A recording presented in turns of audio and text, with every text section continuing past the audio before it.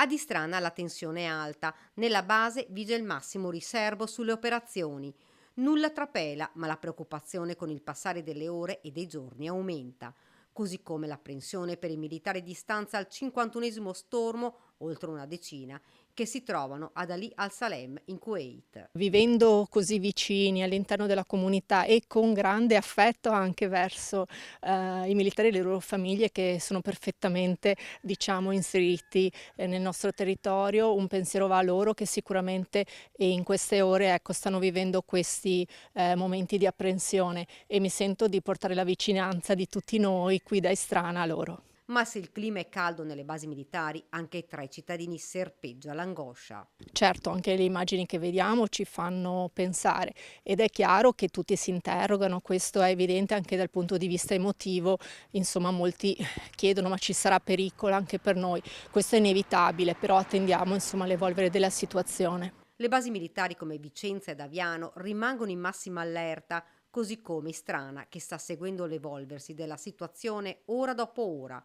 La crisi del Medio Oriente è forse una delle peggiori degli ultimi tempi, a confermarlo il generale dei carabinieri Claudio D'Angelo, impiegato nel passato in diversi teatri di guerra, dall'Afghanistan all'Iraq fino al Libano. Sicuramente l'Iran è una realtà molto particolare e isolata in quel teatro.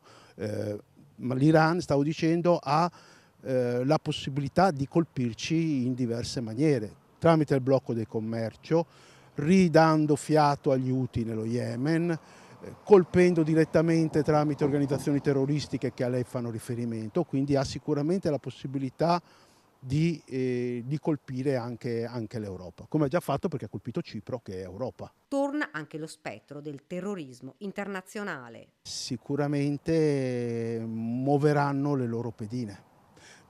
Poi ovviamente entra in gioco la capacità sia dei servizi italiani sia delle forze di polizia italiane di garantire il controllo del territorio e un buon servizio di prevenzione. Americani e israeliani continuano i bombardamenti, l'Iran risponde colpendo i paesi del Golfo Persico. I connazionali stanno tentando di rientrare in Italia non senza difficoltà. I militari in missione nei paesi a rischio rimangono nei bunker. Un'attesa snervante che potrebbe non finire tanto presto.